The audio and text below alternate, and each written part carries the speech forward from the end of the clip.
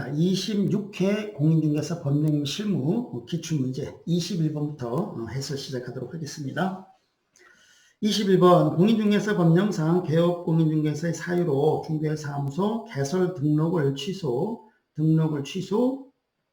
수 있는 경우가 아닌 것은, 자, 등록을 취소할 수 있는 경우는 임의적 등록 취소죠. 임등치 사유가 아닌 것을 찾아라 이렇게 돼 있어요. 임의적 등록 취소 사유가 아닌 걸 찾아라. 1번 중개사무소 등록 기준 미달하게 된 경우, 등록 기준에 미달하면 임의적 등록 취소고요. 임등취. 2번 국토교통부 영이 정하는 전속중개계약서에 의하지 아니하고 전속중개계약을 체결한 경우, 전속중개계약서에 의하지 아니하고 미사용하고 이런 뜻이죠. 전속중개계약서를 미사용하고 전속중개계약을 체결한 경우는 업무정지입니다. 이건 임의적 등록 취소가 아니에요. 업무정지고요. 이게 정답입니다. 자, 그럼 미자 세 가지 반드시 나오니까 다시 한번 정리해보죠. 미사용, 미보관, 미공개예요. 전속중개계약서 미사용하면 업무정지. 3년간 보관했는데 미보관하면 업무정지. 그리고 실내 정보를 공개해야 되는데 미공개하면 임의적 등록 취소. 여기는 미사용이니까 업무정지입니다. 3번 이동이 용이한 임시중개시설물을 설치한 경우, 임시중개시설물 설치한 경우는 일종의 이중사무소예요. 이중사무소는 임의적 등록 취소죠. 임등취. 자, 이중자 들은 거 세 가지가 있습니다. 이것도 반드시 나오죠. 이중등록, 이중소속, 이중사무소. 그래서 이중등록, 이중소속은 필요적 등록 취소, 이중사무소는 임의적 등록 취소. 자, 그래서 임등치고요. 4번 대통령령으로 정하는 부득이한 사유가 없음에도 계속해서 6개월을 초과해서 휴업한 경우, 6개월 초과의 무단휴업은 임의적 등록 취소죠. 임등치. 5번 손해배상 책임을 보장하기 위한 조치를 이행하지 아니하고 업무를 개시한 경우다. 업무 보증을 미설정하고 업무를 개시하면 임등치. 그래서 임등치가 아닌 것은 2번 업무정지고요. 22번 공인중개사 법령상 부동산 거래 정보망에 관한 설명으로 틀린 것은 1. 거래 정보사업자는 의뢰받은 내용과 다르게 정보를 공개해서는 아니 됩니다. 2번 거래 정보사업자는 개업 공인중개사로부터 공개를 의뢰받은 중개대상을 정보에 하나여 이를 정보망에 공개를 해야 됩니다. 맞네요. 3번 거래정보사업자가 정당한 사유 없이 지정을 받은 날로부터 1년 이내에 부동산 거래종을 설치 운영하지 아니한 경우는 지정을 취소해야 한다가 아니고 할 수 있다예요. 할 수 있다.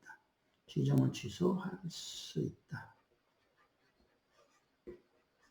지정 취소는 임의적 지정 취소밖에 없죠. 임의적 지정 취소밖에 없어요. 임지취밖에 없습니다. 그래서 지정 취소해야 한다가 아니고 할 수 있다예요. 자, 그리고 지정만으로부터 1년입니다. 1년 내에 설치 운영 장사 시작하지 않으면 지정을 취소할 수 있다. 4번 거래정보사업자는 지정을 받은 날로부터 3월 이내에 부동산 거래정보망의 이용 및 정보 제공 방법 등에 관한 운영규정을 정하여 국토교통부 장관의 승인을 얻어야 돼요. 자, 운영규정의 승인은 3월, 장사 시작은 지정받고 나서 1년, 3월 1년. 5번 개업공인중개사는 당해 중개대상물 거래가 완성된 때는 지체 없이 이를 당해 거래정보사업자에 통보해야 돼요. 맞네요. 위반하면 업무정지 처분서입니다. 업무정지.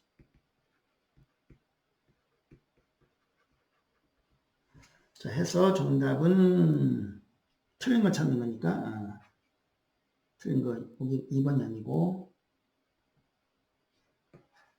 3번이죠. 3번이라고 됐죠. 틀린 것은 3번. 자, 그럼 22번. 공인중개사 법령상 개업 공인중개사인 갑에 대한 처분으로 옳음의 동그라미 틀림의 X의 표기가 옳은 것은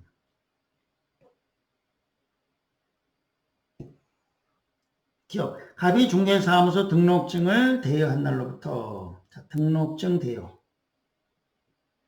한 날로부터 2월 후 폐업했습니다. 폐업을 하였고, 그리고 2년의 폐업 기간이 경과된 후 다시 재등록을 하고, 다시 개설 등록하고, 업무 개시한 경우 위 대여 행위를 이유로 업무정지 처분할 수 있다. 이렇게 돼 있어요. 자, 여기 등록증을 대여 양도하면 필등치예요.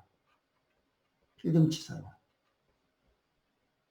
그러면 그래서 필요적 등록 취소에 대한 등록 시에다 대응하는데 해야 되는데 폐업을 해버린 거야.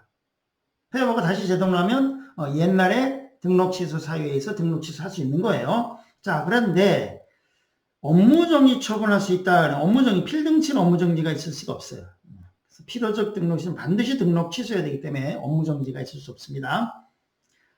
이건 갑이 미성년자를 결격사유자를 중개보조로 고용한 날로부터 45일 만에 고용관계를 해소한 경우 1일 이후로 업무정지 처분할 수 있다. 업무정지 처분할 수 없어요. 자, 결격사유자를 고용인으로 고용하면 업무정지에 원래는. 다만 2개월 이내에 해소한 경우는 2월 내에 해소하면 업무정지 당하지 않아요. 자, 그런데 지금 45일 만에 해소한 거죠? 45일은 62개월이 아직 안 지나갔죠. 그러면 2개월 내에 해소했으니까 업무정지 처분할 수 없습니다.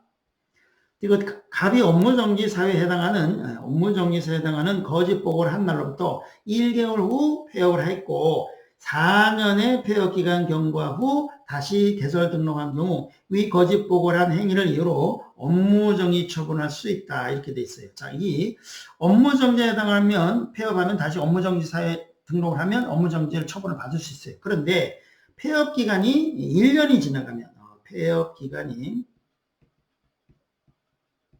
1년을 경고한 경우 1년을 경고하면요 업무 정지할 수 없어요. 저거. 그런데 4년이 경과됐죠? 4년이 경과됐으니까 업무 정지 처분할 수 없습니다. 같이 한번 정리해 볼까요? 폐업 기간이 3년을 경과한 경우는 그러니까 임의적 등록 취소, 필요적 등록 취소는 폐업 기간이 3년을 경과한 경우는 등록 취소할 수 없어요.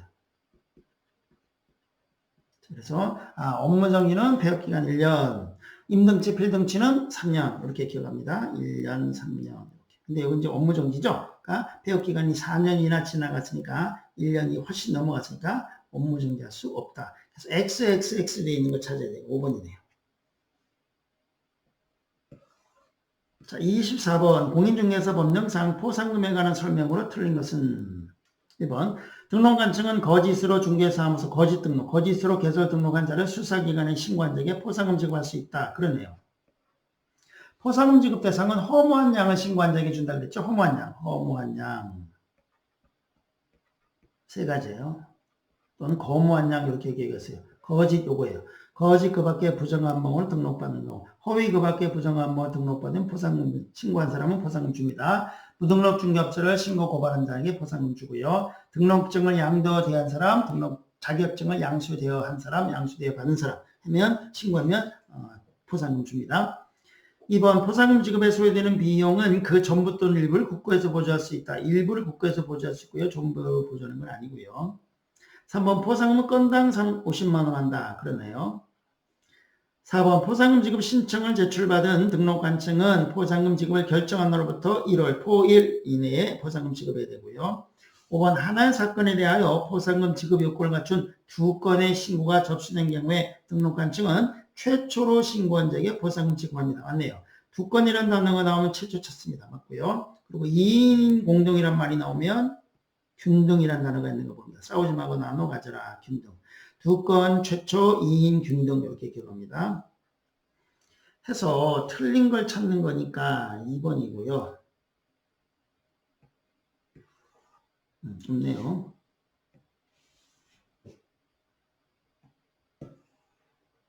25번 공인중개사 법령상 100만 원 이하의 과태료 부과 대상인 개업 공인중에 해당하지 않는 자는 백과 찾아라. 자, 백과 한번 외워봅시다. 백과사전이 휴폐되었으니 이전에 보증금을 반납하라고 문자로 게시하고 광고했다. 이렇게 우리가 암기했어요. 백과사전이 휴폐됐으니 이전에 보증금을 반납하라고 문자로 게시하고 광고했다. 자, 문자 사용 의무, 성명 표기 의무 위반하면 백과예요. 자, 한번 해봅시다. 1번 중개사무소 이전한 날로부터 열흘 이내에 이전 신고하자면 요거네. 이전 신고 위반은 백과. 2번 중개사무소 등록증을 게시하지 아니한 사람 요거 게시 의무 위반하면 백과. 3번 공인중개사법에 따른 연수교육을 정당한 사유 없이 받지 않는 사람은 500과입니다. 500과. 이번에 100과가 아닌 거. 4번 사무소 명칭에 공인중개사 사무소 또는 부동산 중개라는 문자를 사용하지 않는 사람. 이번에 문자 사용 의무 위반하면 100과. 5번 5개 광고물 등 관리법에 따른 5개 광고물 등 관리법에 따른 5개 광고물에 의한 성명을 거짓으로 표기한 사람 100과. 성명 포기 의무 위반하면 100과. 정답은 3번이고요. 26번 공인중개사 법령상 공인중개사 자격 취소에 관한 설명으로 틀린 것은 자격 취소. 틀린 것은 자격 취소 처분은 그 중개 사무소 소재를 받는 시도에서 간다? 아니죠. 사무소 소재지가 아니고 교부한 시도에서 간다. 2번 시도에서는 자격증 대여를 이유로 자격 취소하고자 하는 경우는 청문을 실시됩니다. 취소 처분할 때 청문하는 거죠. 등록 취소, 자격 취소, 지정 취소할 때 청문하는 거예요. 맞네요. 3번 시도에서는 자격 취소 처분한 때는 자5 5일 이내에 국토교통에 보고하고 다른 시대에 통지합니다. 자5 보통 맞네요. 자5 보통이에요. 자격 취소한 시도에서는 5일 이내죠. 5일 이내에 보고하고 통지됩니다. 보고하고 통지합니다. 보고는 상급행정관청이 하는 거예요. 시도의사보다 상급행정관청은 국장이죠. 국장한테 보고하고 그리고 다른 행정관청, 동급행정관청인 다른 시도지사에게 보고해야 돼요. 자, 그리고 자격 취소하고 나서 보고하고 그리고 통지하는 이유가 뭐냐면 시험 치지 못하도록 하기 위해서다라고 기억하시면 돼요. 자, 그래서 자격 취소한 사람은 3년 동안 시험을 못 치고요. 그러면 원칙적 시험 시행기관한테도 통보해주고 예외적 시험 시행한테 통보해서 시험 치지 못하도록 해야 되는 거니까 그럼 원칙적 시험 시행기관이 시도의사죠. 그래서 시도의사한테 통지하고 예외적 시험 시행기관이 국장이니까 국장한테도 보고해가지고 3년 동안 시험 치지 못하도록 하는 겁니다. 4번 자격 취소 처분을 받아서 자격증을 반납하고자 하는 자는 그 처분을 받은 후부터 7일 이내에 반납해야 됩니다. 맞네요. 자반 7입니다. 숫자 같이 기억하고요. 자반 7. 5번 자격이 취소된 자는 자격증을 교부한 시도의사에게 자격증을 반납합니다. 교부한 시도의사한테 자격증 반납해야 돼요. 다 동그라미인데 X가 1번이니까 틀린 거 찾는 거예요.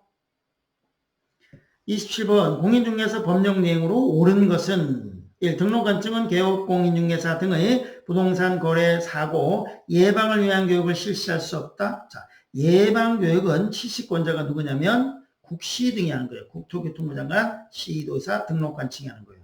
따라서 등록관청은 예방교육을 실시할 수 있습니다.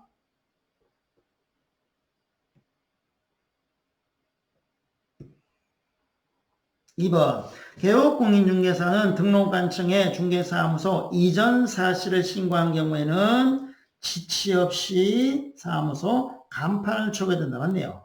자, 간판 철거 사유 우리가 워낙 잘 기억하고 있죠. 간판 철거 사유 그러면 이배취 기억합니다. 이배취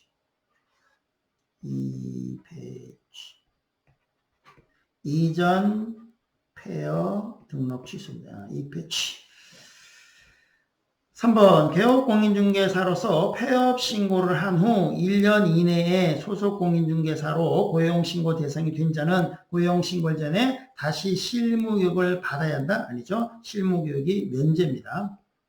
1년이 아직 안 지나갔기 때문에.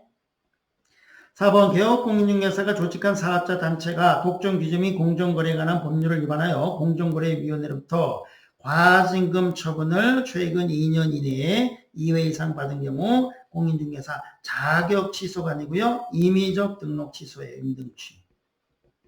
자, 이시과는 임등치다. 이렇게 기억했어요. 우리가 이시과. 그러니까 2년 이내에 2회 이상 과징금 예고네. 과징금이에요. 과징금. 또는 시정조치예요. 그래서 이시과예요. 이시 또는 과입니다. 이시과 하면 임의적 등록 취소입니다. 5번 중개보증은 중개사무소의 명칭, 소재지 및 연락처, 자기 성명을 명시하여 중개대상물에 대한 표시 광고를 할 수 있다. 중개보증은 광고 같은 거 할 수 없어요. 개업 공인중개사만이 광고할 수 있습니다. 해서 지금 보니까 XXX로 되어 있는데 혼자 동그라미 되어 있는 거 보니까 옳은 거 찾는 거네요. 자, 28번 부동산 거래 신고 등에 관한 법령상의 부동산 거래 신고에 관한 설명으로 틀린 것은 1. 도시 및 주거환경정비법에 따른 관리처분계획 인가로 취득한 입주자로 선정된 지위, 입주권이네요. 에 관한 매매계약을 체결한 경우는 거래신고를 해야 됩니다. 그러네요. 자, 부동산 거래신고는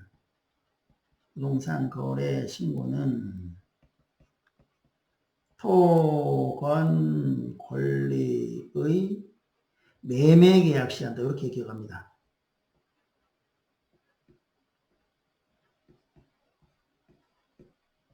부동산 거래 신고는요, 토건 권리의 매매계약 시하는 거예요. 토건 권리의 매매계약. 자, 여기 권리는 분양권도 들어가고요, 입주권도 들어가요. 그래서 요거 입주권 매매계약은 부동산 거래 신고 대상입니다. 맞고요. 2번 공인중개사 법령상 중개 대상물에 해당한다고 하여 모두 부동산 거래 신고 대상이 되는 것은 아니다. 그렇네요. 자, 중개 대상물은 5가지죠. 토건,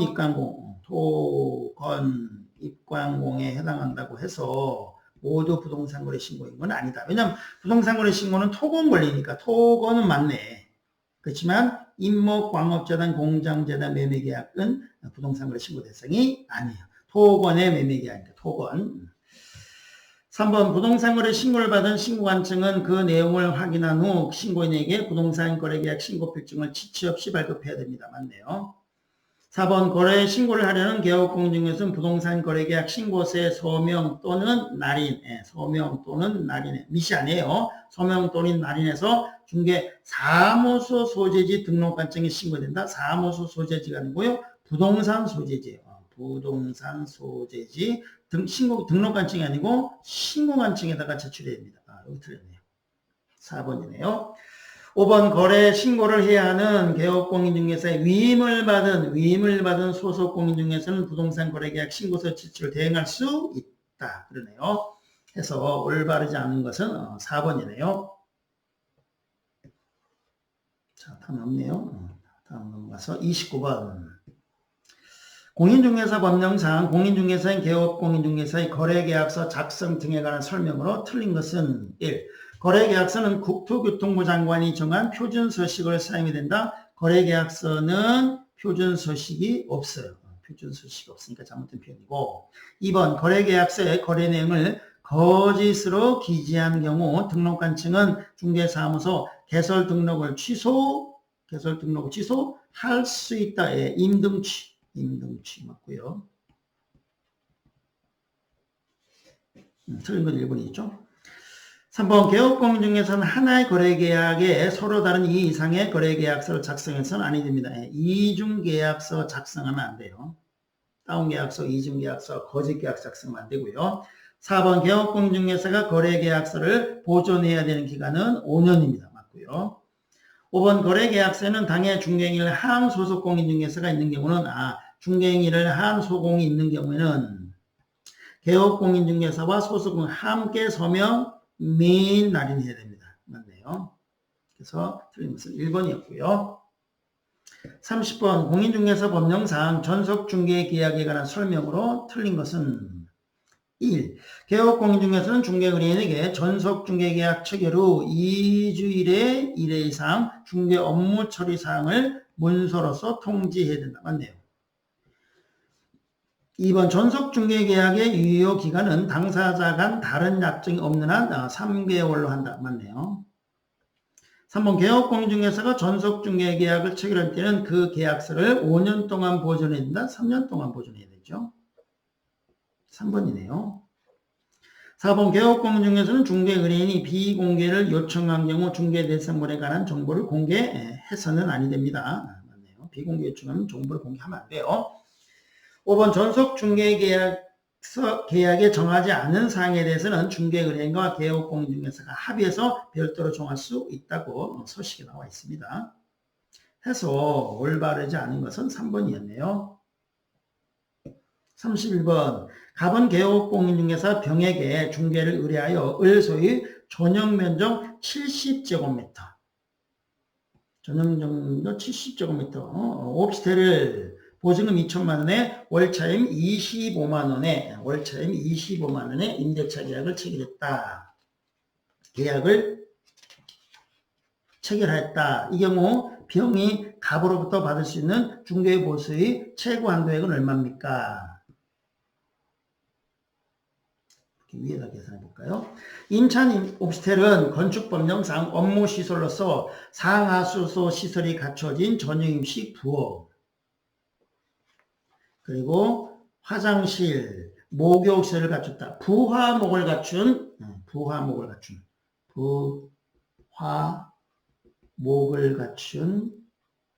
오피스텔. 이런 얘기네요.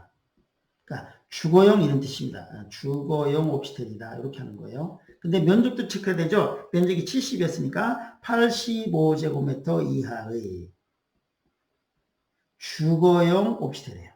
자, 그러면 85제곱미터 이하의 주거용 오피스텔을 지금 임대차 계약을 체결시켰잖아요. 그러면 요율표를 외워야 될까요? 요율표를 줄까요? 외워야 되는 거죠. 뭘 외워야 되죠? 매매 교환은 얼마?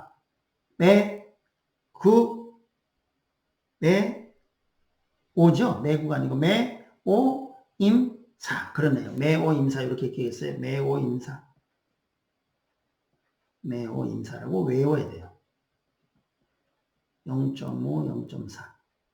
임대차는 매구 임팔범에서 시도주로 정한 거고, 그리고 상과 같은 주택유효부동산은 매구 임구 이렇게 기억한다 그랬어요. 자, 지금 매우 임사 이거 알았어요.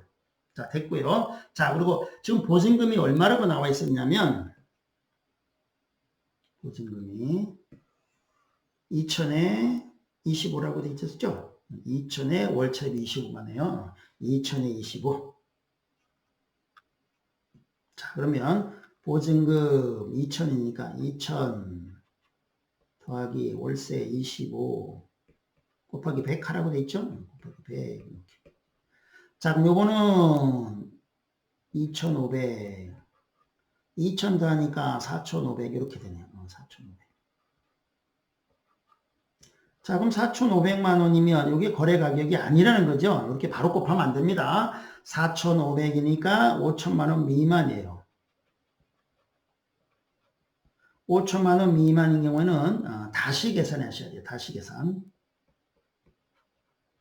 자, 이게 중요한 겁니다. 그럼 다시 계산하면 2천 더하기 월세 25 곱하기 이제는 100이 아니고 70으로 다시 한다. 이게 중요한 거죠. 70. 자, 25 곱하기 70 하면 1750만 원 나와요. 계산기 가지고 두드릴 수 있으니까 시험장에 갈 때는 계산기 가지고 가셔야 되죠. 어차피 결혼 때문에라도 가져가셔야 되니까. 더하면 3750만 원이 돼요. 자, 이제 이게 거래 가격이 되는 거예요. 이게 거래 가격이 아니라는 거 주의하셔야 됩니다. 이게 아니고 요거예요. 70을 곱한 3750만 원이 그래서 매호 임사했으니까 매호 임사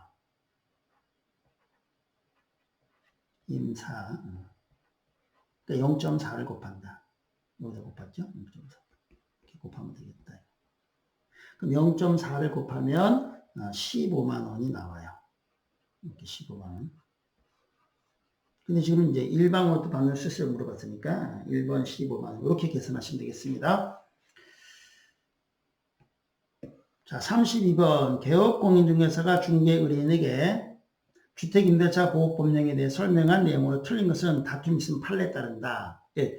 차임의 증액 청구에 관한 규정은 임대차 계약이 종료된 후 재계약을 하는 경우는 적용되지 않는다는 것이 판례예요. 네, 맞습니다. 판례. 2번 확정일자는 확정일자 번호, 확정일자 부여일 및 확정일자 부여기간을 주택임대차 계약정서에 표시하는 방법으로 부여합니다. 3번 주택임차인이 그 지위를 강화하고자 전세권 설정 등기를 마쳤더라도 주택임대차 부업상의 대항요건을 상실하면 대항요건은 인도 플러스 존입신고죠. 인전. 신고를 상실하면 이미 취득한 주택임대차 보호법상의 대항력 및 우선 변제권을 상실합니다. 네, 맞습니다. 그래서 임차인의 지위가 이제 날아가는 거예요. 다만 전세권 절정 등기했으면 전세권자의 지위는 그대로 유지 존속되는 겁니다. 두 가지 권리를 같이 경유했었으니까.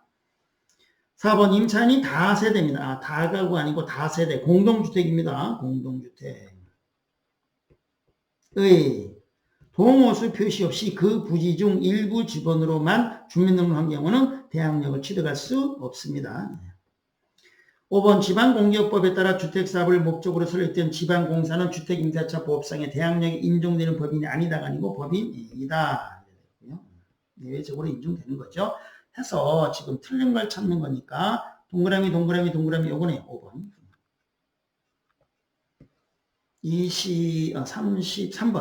33번 개업공인중개사가 중개의뢰인에게 상가건물 임대차 보호법에 대해 설명한 내용으로 틀린 것은 상인법에 대해서 설명한 틀린 것은 1번 권리금 계약이란 신규 임차인이 되려는 자가 임차인에게 권리금을 지급하기는 계약을 말한다. 맞고요.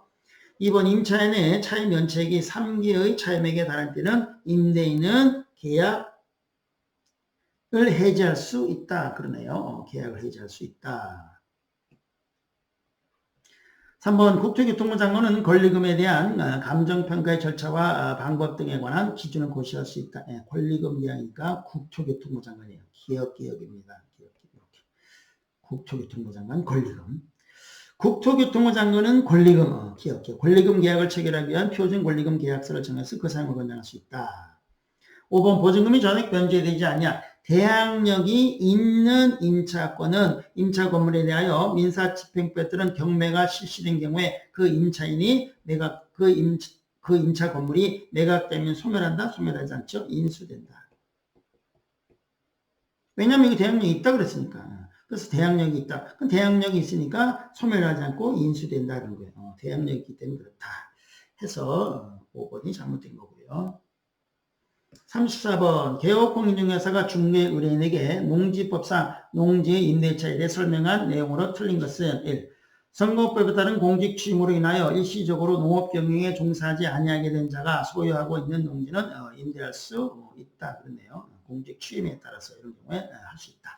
2번 농업경영을 하는 자에게 농지 임대하는 임대차 계약은 소면 계약을 원칙으로 합니다. 맞고요. 5번 농지 이용 증진 사업 계획 시행 계획에 따라 농지를 임대하는 경우 임대차 기간은 5년 이상으로 해야 된다는 거 3년이죠. 여기 잘못됐네요. 종문 이렇게 나와 있고요. 4번 농지 임대차 계약의 당사자는 임차료에 관한 협의가 이루어지지 아니하는 경우 농지 소유권은 시장, 군수, 자치, 구청에게 조정 신청할 수 있다고 되어 있습니다. 5번 임대 농지의 양수인은 농지법에 따른 임대인의 지위를 승계한 걸로 본다. 그렇습니다. 승계한 걸로 본다. 정답은 3번이고요. 35번 공인중개사 법령상 토지 매매의 경우 중개대상물 확인설명서, 토지 매매의 경우 중개대 확인설명서식의 개업공인중개사 기본 확인사항에 해당하지 않는 것은 기본 확인사항에 해당하지 않는 것은 세부 확인사항을 찾는 거라고 똑같다고 생각하시면 돼요. 그래서 우리 세부 확인사항은 이제 외우고 있으니까요. 다음 가보면 자 그러면 기본 확인사항이 아닌 걸 찾으라 그랬으니까 자 세부 확인사항 함께 보면 되겠어요.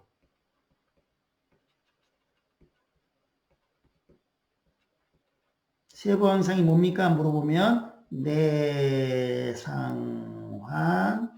미공시시권 이렇게 기억합니다. 그러면 기본 확인사항이 뭡니까 물어보면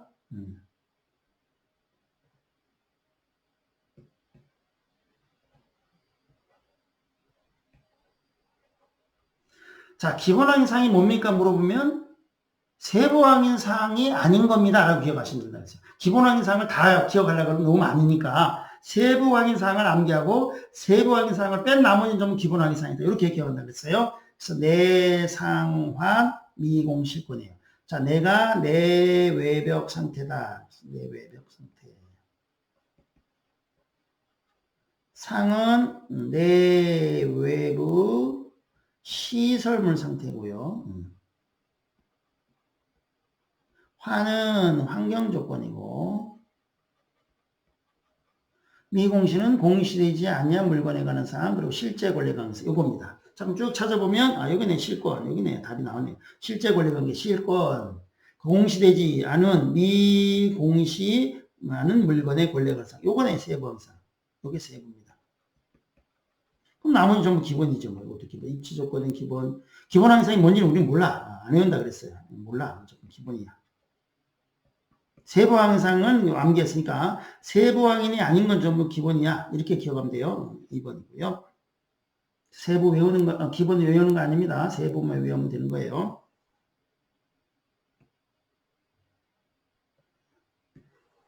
자, 36번. 공인중개사 법령상 개업공인중개사가 비주거용 건축물의 중개대상물 확인 설명서를 작성하는 방법에 관한 설명으로 틀린 것은 1. 대상 물건의 표시는 토지 대장, 건축물 대장 등을 확인해 적습니다. 2번 권리관계 등기부 기재사항은 등기상 증명서를 확인해서 기재하는 거고요. 3번 건배를 상한 및 용적률 상한은 시군 조례에 따라서 적습니다. 4번 중개부서는 실제 거래 금액을 기준으로 계산하고 협의가 없는 경우는 부가가치세는 포함된 부재죠. 부재, 제외입니다. 제외. 부재라고 기억했어요. 부재. 부가가치는 제외 또는 수수료, 수재 그랬는데 부재, 부가가치세는 제외입니다. 그래서 보수에서 부가가치세는 제외예요. 부재, 수재 이래서인지. 자, 정답은 4번이고요. 5번 공동중개 시 참여한 개업공인중개사 소공을 포함하는 개업공인중개 모두 서명 및 날인해 모두 서명 및 날인해야 됩니다. 그래서 틀린 것은 4번이고요. 37번 개업공인중개사가 민사집행법에 따른 경매에 대해 의뢰인에게 설명한 내용으로 옳은 것은 1. 기일 입찰에서 매수 신청인은 보증으로서 매수 가격의 10분에 해당하는 금액을 집행을 제공한다? 아니죠. 매수 가격이 아니고 최저 매수 가격에 최저 매각 가격에 10분의 1 이렇게 하면 돼요. 자, 그래서 매수라고 해서 틀린 거 아니냐? 아니에요. 최저 매수 해도 되고 최저란 말이 빠져 틀린 거예요. 최저 매수. 그러니까 매매계약은 매수하는 사람 입장에서 매수 가격을 할 것이고 매각하는 사람은 매각이라고 하니까 최저 매수 가격 또는 최저 매각가의 10분의 1 이렇게 하면 되겠습니다. 자, 어쨌든 매수의 최저라는 말이 빠져서 잘못된 거다. 2번 매각 허가 결정이 확정되면 법원은 대금 지급 기일이 아니고 기한, 이거 잘 볼 수 있어요. 기한을 정하여 매수인에게 통지되고 매수는 대금 지급 기일이 아니고 기한에 매각 대금을 지급해야 됩니다. 3번 민법, 상법, 그 밖의 법률에 의하여 우선 변제 청구권이 있는 채권자는 매각 결정 기일까지 배당 요구할 수 있다. 매각 결정 기일이 아니고요. 배당 요구 종기까지. 배당 요구 종기까지. 배당 요구를 해야 됩니다.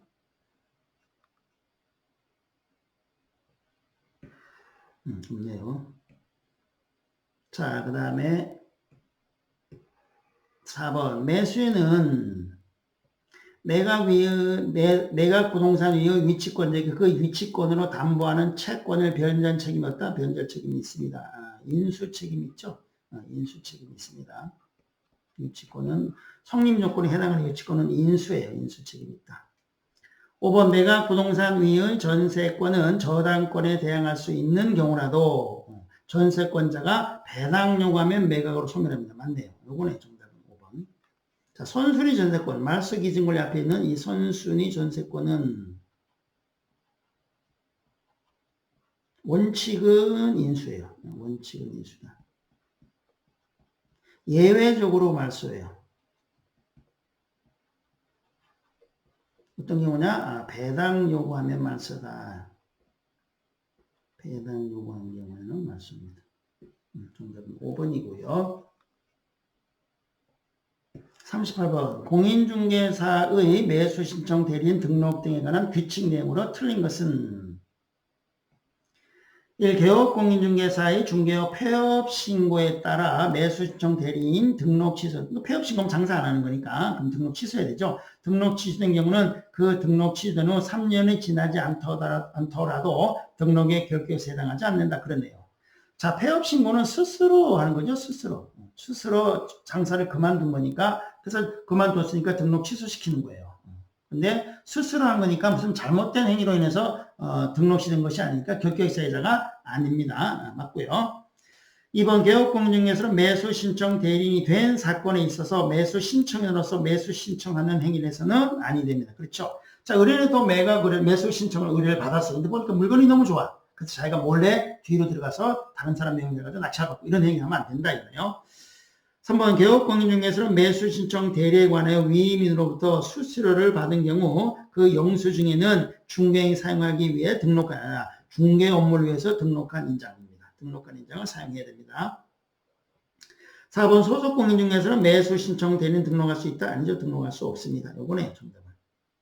소공은 매수 신청 대리인 등록할 수 없습니다. 개공만 등록 신청할 수 있어요. 그리고 개공들 중에서도 특히 법인의 경우하고 공인 중에서는 개공은 등록 신청할 수 있지만 법부 측 6조 2항의 개공은 경공매물을 할 수 없기 때문에 매수 신청 대리인 등록 신청할 수 없습니다. 자, 5번 매수 신청 대리인 등록을 한 개업공인 중에서는 법원 행정처장이 인정하는 특별한 경우에는 인정하는 특별한 경우에는 그 사무소 간판에 법원의 휘장 등을 표시할 수 있도록 되어 있습니다. 주문에 해서 틀린 것은 4번이었어요. 39번 있네요. 39번 부동산 거래 신고 등에는 법령상 외국인의 부동산 등의 취득에 관한 특례에 대한 설명으로 옳은 것은 외국인 특례에 대해서 옳은 것은 이렇게 됐어요. 자, 외국인 그러면 외국인 특례 그러면 개외보호 기억한다 그랬어요. 개외보호.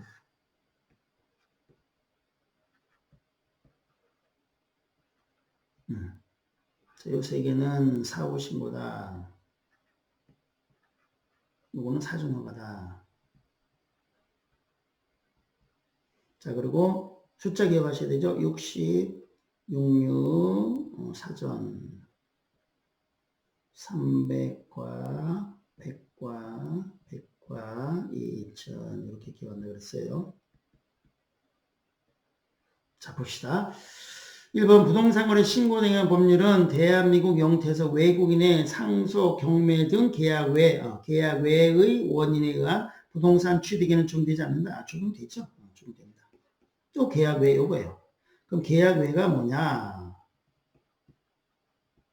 상, 환, 판, 경, 합병 그랬어요. 계약 외. 상, 환, 판, 경, 합병. 그래서 상속 요거. 경매 이런 것도 적용이 됩니다. 이번 외국인 부동산 거래 신고 등이라는 법률에 따라서 부동산 거래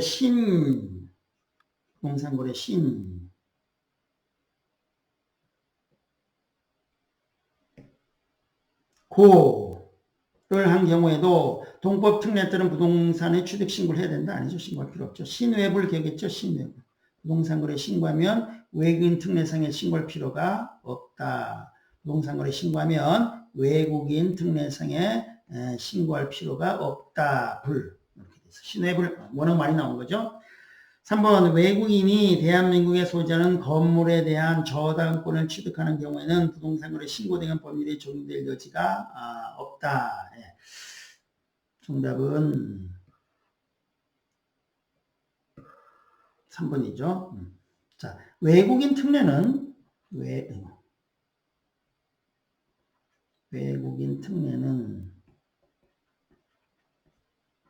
외국인이 소유권 취득할 때 부동산 등의 소유권 취득 시에 적용되는 거예요. 그러니까 저당권은 소유권이 아니죠. 그러니까 부동산 거래 신고법에 적용될 여지가 없다. 그래서 외국인이 소유권을 취득할 때 적용되는 것이 외국인 특례예요. 그래서 정답은 3번이고요. 4번 외국 법령에 따라서 설립된 법이라도 구성원의 2분의 1이 대한민국 국민인 경우 부동산 거래 신고 등의 법률에 따른 외국인에 해당되지 않는다. 아니죠. 외국 법령에 따라 만들어진 법인은요. 안에 구성원을 따지지 않습니다. 구성원이 2분의 1이냐 아니냐 몇 명이냐 따지지 않고 무조건 외국인이 되는 거예요. 외국 법령이니까. 외국 법에 따라서 만들어졌으면 안에 있는 구성원이 한 명이건 두 명이건 따지지 않습니다. 무조건 외국인으로 취급돼서 외국인 특례가 적용되는 거예요. 자, 5번. 왜 전원이 외국인으로 구성된 비법인 사단은 부동산 거래 신고 등에 관한 법률에 따른 외국인에 해당하지 않는다. 외국인에 해당한다. 2분의 이상만 그러니까 외국 법령이 아니고 우리나라 법에 만들어졌으면 안에 있는 구성원을 따져요. 그래서 2분의 이상이 외국인이면 외국인이 되는 건데 전원이 외국인이니까 당연히 외국인에 해당하는 거죠. 그래서 외국인 특례가 적용되는 거예요. 자, 그래서 올바른 거니까 요거네요. 3번만 올바르고 나머지는 다 XX네요. 자, 마지막 문제네요. 40번. 부동산 거래 신고 등에 관한 법령상의 부동산 거래 계약 신고서 작성에 관한 설명으로 옳은 것은 1. 토지와 건물에 대하여 신고를 해야 하는 거래 가격란에는 부가가치세를 제외한 금액을 적습니다. 토건제 맞네요. 토건제. 토건제 권리포 이렇게 기억했어요. 권리포, 토건제, 권리포. 권리는 분양권 입주금 같은 거예요. 분양권 입주금 같은 거. 분양권 입주금 같은 경우에는 부가가치세가 포입니다. 권리포. 권리포. 그리고 토건, 토지 건물은 토건제예요. 권리포, 토건제. 맞네요. 제외한 금액을 적는다. 그래요. 이게 옳은 표현이고 2번 계약 대상 면적에는 실제 거래의 면적을 계산해서 적대 건축물 면적은 집합 건축물의 경우는 연면적이 아니고 전용 면적을 적는 거고요. 둘 이상의 3번 둘 이상의 부동산을 함께 거래하는 경우에 여러 개 부동산 한목 계약할 수 있죠. 둘 이상의 부동산을 함께 거래하는 경우 신고서의 물건 거래 금액란에는 합산액을 기재하는 것이 아니고 각각의 부동산별 거래 금액을 각각의 부동산별 거래 가격을 찍습니다. 잘못됐고요. 4번 종전 부동산란은 분양권 매매의 경우에만 작성한다? 아니죠. 입주권 매매의 경우에만 작성하는 겁니다. 5번 개업공인중개사가 거짓으로 신고서를 작성해서 신고한 거짓 신고이야. 거짓 신고한 경우는 500만 원 이하의 과태료 부과 사유가 아니고 오취가요. 오취가. 취득가액의 100분의 5 이하에 상당한 100분의 5 이하의 과태료 이렇게 오취 이렇게 기억했습니다. 우리가 오취과 이렇게 500과가 아니고 오취가요. 오취가 100분의 5 이하의 과태료입니다. 오취과 잘못됐네요. 해서 옳은 것은 1번입니다. 자, 해서 다 맞췄고요. 자, 그래서 이제 이걸 좀 반복해서 이렇게 좀 보시고 숙지하고 또 외울 정도까지 반복해서 공부를 하시면 좋겠습니다. 자, 그럼 굉장히 많은 도움이 될 거라고 생각이 됩니다. 자, 그리고 구독과 좋아요를 좀 눌러주시면 저한테 많은 힘이 될 것 같습니다. 자, 여기서 마치도록 하겠습니다.